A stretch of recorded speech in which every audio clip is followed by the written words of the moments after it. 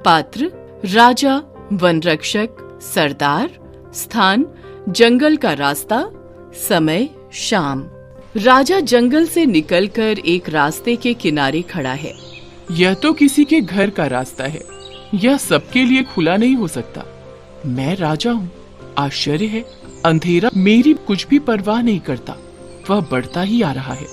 मामूली आदमी की तरह मैं भी भूल भटक सकता हूँ। पूरब, पश्चिम, उत्तर, दक्षिण दिशाएं भी जो मेरा आतंक मानती थी, इस समय सब चुप हैं। दरबार में बढ़ चढ़कर बातें करने वाली मेरी बुद्धि इस समय नहीं बता सकती कि मैं किधर जाऊं। और ये बढ़िया बढ़िया चमकीले कपड़े, ओह, मुझे बहुत भारी लग रहे हैं। आज मेरा सारा अभिमान झूठा जान पड़ रहा है। अच्छा हुआ, मुझे पता तो चल गया कि मैं वास्तव में राजा ही नहीं, मनुष्य भी हूँ। किसी की आहट सुनता है, कोई आ रहा है। मुझे क्या करना चाहिए?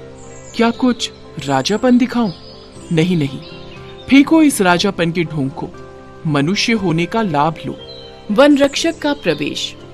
आज मैं बदमाश को पकड़ पाया। तुम कौन हो? मैं बदमाश नहीं हूँ, तुमको विश्वास दिलाता हूँ। अच्छी बात है। किसने बंदूक चलाई? मैंने नहीं चलाई। तुम झूठ बोलते हो। झूठ बोलता हूँ? कैसे दुख की बात है कि मैं राजा होकर एक अपराधी की तरह सुन रहा हूँ। तुम मेरी बात का विश्वास करो भाई, मैंने बंदूक नहीं चलाई। अच्छा, इधर आओ। तुमने राजा के एक हिरन को गोली मारी, क्या नहीं मारी? नहीं, सचमुच नहीं। मैं खुद राजा का बहुत सम्मान करता हूँ। मैंने भी गोली की आवाज सुनी है और मुझे भय है कि कुछ चोर या डाकू जंगल में छिपे हुए हैं। मुझे यकीन नहीं। खैर, तुम कौन हो और तुम्हारा नाम क्या है? मेरा नाम? हाँ, तुम्हारा नाम। तुम्हारा कोई नाम तो होगा ही, क्या नहीं है? तुम कहाँ रहते हो और क्या करते हो? इन प्रश्नों के उत्तर देने का मुझे अभ्यास नहीं है। हो सकता है, पर यही प्रश्न है जिनके उत्तर देने में सच्चे आदमी को डर नहीं लगता। अगर तुम अपने बारे में कोई साफ उत्तर नहीं देना चाहते हो तो मत दो, मगर तुम जाना कहाँ चाहते हो? चलो, मैं तुम्हें बाहर निकाला हूं। तुम किस अधिकार से? मैं राजा का वन रक्षक पुंडरीक हूं, इस अधिकार से। पुंडरीक? जी हाँ, पुंडरीक। किसी आदमी को जिस पर मुझे शक होता है और जब तक वह अपना परिचय जितना तुमने दिया है उससे अधिक नहीं देता, मैं इस राह से नहीं जाने देता। अच्छी बात है भाई, मुझे बड़ी खुशी है कि मेरी तरह तुम भी राजा के एक अच्छे अफसर हो, अगर तुम विश्वास करो। नहीं, तुम विश्वास के पात्र नहीं हो।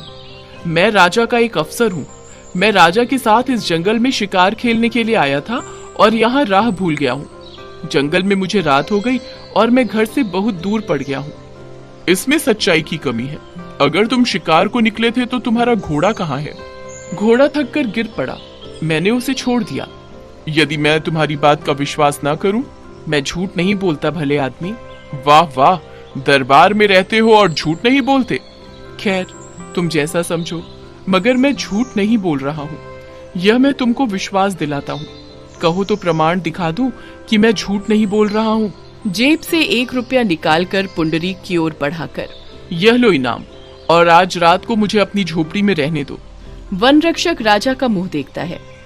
यदि यह कम हो तो सवेरे तुम जो कहोगे वही तुमको दूंगा और खुश कर दूंगा। ओहो, अब मैंने माना कि तुम दरबारी हो। आज के लिए एक छोटी सी रिश्वत और कल के लिए एक बड़ा सा वादा, एक ही सांस में दोनों। मगर मेरे दोस्त, पुंडरीक दरबारी नहीं है। जबान संभाल कर नहीं बोलता, मैं तेरे बारे में अधिक जानना चाहता हूँ। तू और तेरे शब्दों को इस तरह लापरवाही से मत फेंको। मैं भी उतना ही भला आदमी हूँ जितने तुम हो।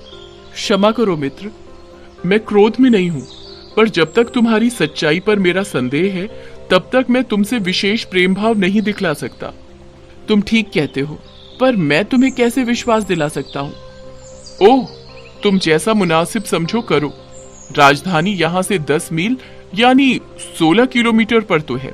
तुम अभी राजधानी जाना चाहो तो मैं तुम्हें रास्ता बताऊंगा, और अगर तुम रात भर इस गरीब के घर में टिकना पसंद करो तो मेरे से आंखों पर रहो।